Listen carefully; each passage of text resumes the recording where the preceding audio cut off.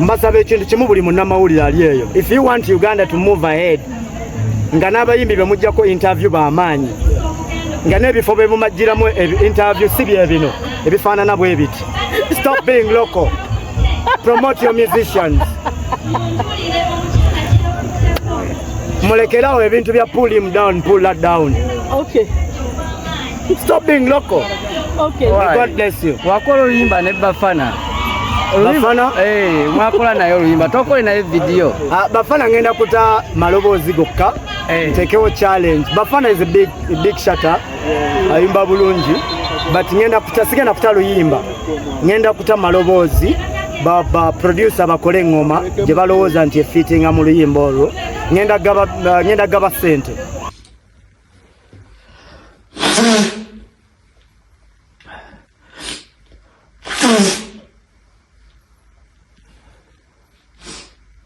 Yeah, this is real now. This is real. It is real. I need a chance. I say sorry to whoever Gwinalumia. I really need a chance. No. Wano waka wano ewandeze.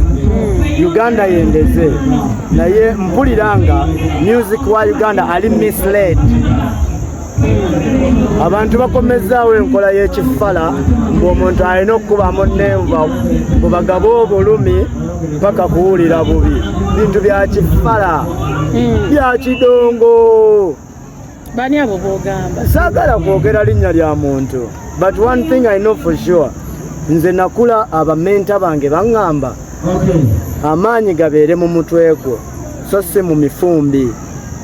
Mu Uganda abantu basomye emirimu, balooya gye bali, amakomera gye gali, ebintu gye biri, ojja kuba omuntu. In the name, people are disrespecting this industry, and government is not coming out to condemn this. I don't know oba bano abantu abali mu kolono nonsense balina ne backup, but I think balina backup because these are criminals. These are not musicians. I don't care. Okay, you don't care. It's okay. But these are criminals. Why not focus on the music netuyimba? Than doing what? Than fighting. Okay, for example, nze ndi musajja agoberedde abasajja nga ba Fela Kuti abatandika music wa Afrobeat. Ngoberedde abasajja nga ba Burna Boy, ngoberedde abasajja nga ba Davido n'abalala. I don't see this happen in their country. I don't see this happen to abantu abamanyi music owaddala. But we are disappointment. Music industry to the industry. I'm not joking about this. This on record. Let us stop being disappointment. Abantu tuweredde abaana amasomero amalungi. Twagaza abantu okuyimba music omulungi. But we are becoming nonsensical. Everyone is going to think buli omu musiru ng'ebigenda maaso. Bya kidongo. I don't want to mention names. Bile bya kidongo. Can we sing? Tuyimbe amaanyi gave mu mifumbi. I don't want to mention anything. Nze sina wengwa, nze sironda, siwagira bya bufuzi, sina kibiina, siri mu federation, siri mu UMA, sina kyendimu. But mbadde nsaba ekintu kimu, tuyimbire abantu. That is all I'm asking for. Tuyimbire abantu balina ennaku okusinga ono katemba gwe tulimu. Abantu balina ennaku yaabwe okusinga bino ebyekisiru bye tulimu. People cannot sing because bayimba music wa layisi. Music ali mu Uganda wa layisi, kyova olaba nze sigenda kuyimbira Uganda. Uganda ngenda kwebakayo. I regret even being a Ugandan. Okay. This on record, I regret being a Ugandan. Obadde oyagala beera ki? Nze kirungi mu byonna. Simanyi na gye nava. Kuba saalaba ku maama, saalaba taata, sina family biologically. But I regret. Mama wange bw'aba yayenda mu Uganda. I regret being a Ugandan.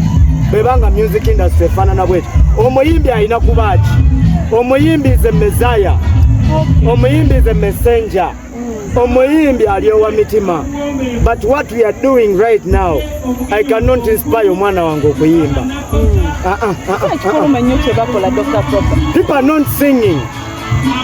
Abantu bali mu bintu bya layisi. Abantu bajja mu mbeera y'olujjuliro lwe twavaamu. Abantu ba lujjuliro. Olujjuliro lusussa mu music waffe. Mutadde politics mu music waffe. Nayogera luli ku interview ne mugamba abantu ne bakola bikomenti byabwe nti Propa alabika atamidde. Propa alina obusungu. Tewali muwendo gwogenda kuteeka ku music industry yange nga Dr. Propa. Nabadde njogera n'abaana bange waka. Songs like Obogenda Genda, these are songs that have lived life, test of life. These are songs that will live to stay. But mulimu ebintu byetulaba ebigenda mu maaso nga tebina kye bigasa ggwanga. Abantu baggalawo ne street ne police n'ebeerawo n'eyimirira. No sense. I regret being a Ugandan. I was a Ugandan by mistake. Ngenda kusaba obutuuze mu nsi endala etegeera music nga ne copyright weeri. I'm going to do research. Ngenda kwogera ne management yange. I regret being a Ugandan. Okay. I'm sorry. Okay, Chameleon nawe muri biki? Chameleon yani. Dr. Jose Chameleon. Chameleon one of the big series. I don't comment on that. I'm not commenting. No, I'm not commenting on that. I'm not commenting on that. I laugh it off. Okay. I laugh it off. I laugh it off.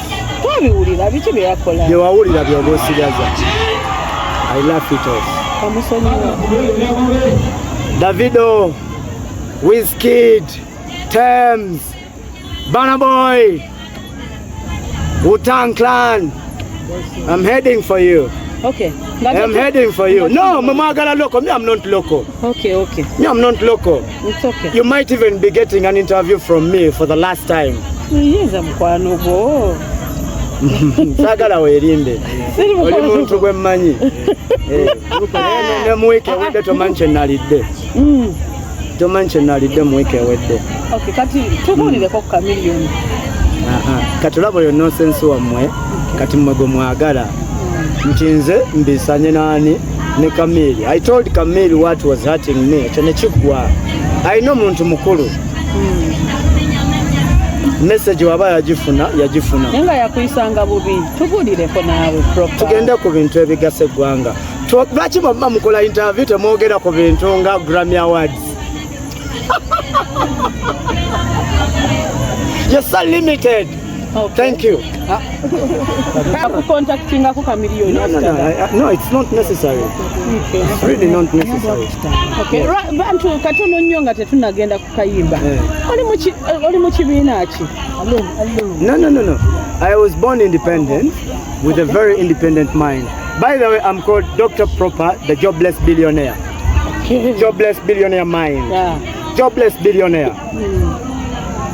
Nze benjogera n'abantu ekintu batwala emyezi ebiri nga bakyakirowooza kati okusooka okutegeera mbadde ngamba ki. Okay. The reason lwaki Uganda eringa bweri, not because abayimbi si bayimbi, but because bali limited. N'ebibuuzo bye mumbuuza biri limited. Nti n'omwana wange gwenzala bino bye mumbuuza tabimbuuza. We discuss things that are so different.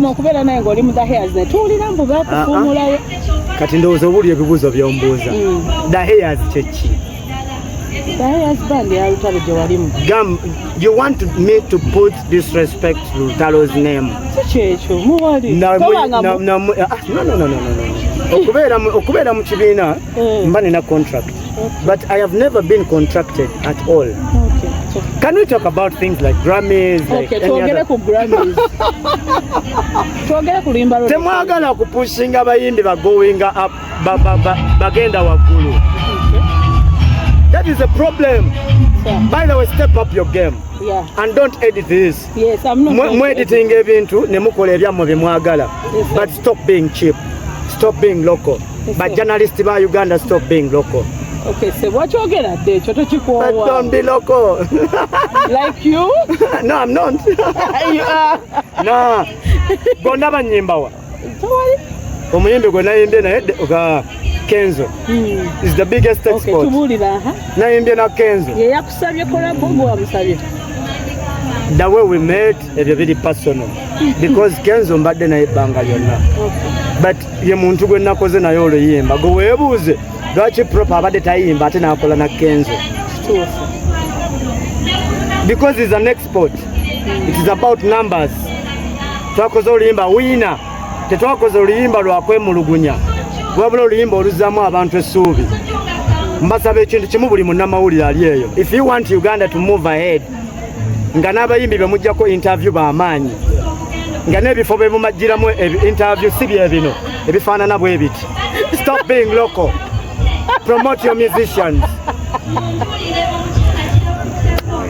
Mulekerawo ebintu bya pull him down, pull that down. Okay. Stop being local. Okay. God bless you. Wakola oluyimba ne Bafana. Bafana? Mwakola naye oluyimba tokole naye video. Bafana ngenda kuta maloboozi gokka. Tekewo challenge. Bafana is a big shutter. Ayimba bulungi. But sigenda kuta luyimba. Ngenda kuta maloboozi. Baba producer bakole ngoma gye balowooza nti efittinga mu luyimba olwo. Ngenda gaba sente. The best producer is going to get money. Okay, akatalekeka. Lwaki osazeewo n'ojja ku mukolo gwa Nabbosa? Weebuuze Nabbosa azze kukola ki? Lwaki ndi wano? Nabbosa azze kwesimbawo kuba MP. Ekiri mu byonna nti Nabbosa tandaze nti ajjirako eno kaadi oba eno. Nze siri wa byabufuzi. Nzize kulwa Nabbosa kuba muyimbi munnakitone munnange kubanga njagala kuliftinga munnakitone munnange. So kumussa wansi. That is why I'm here. Maybe omugo tunayita mu policies okubeera nga zitambula. Ogenda mubeererawo mpaka kuba kati atandise butandisi. Nandibadde nga siri wano singa sigenda mubeereramu. Ndi wano kubanga nze nzikiririza mu kugattako. Tovola bandi wano. Gondaba gye mukwatira kamera za mondabawa. Webale nnyo. Yafuna nomination. So I'm not political. Bobi Wine, I salute you. Thank you.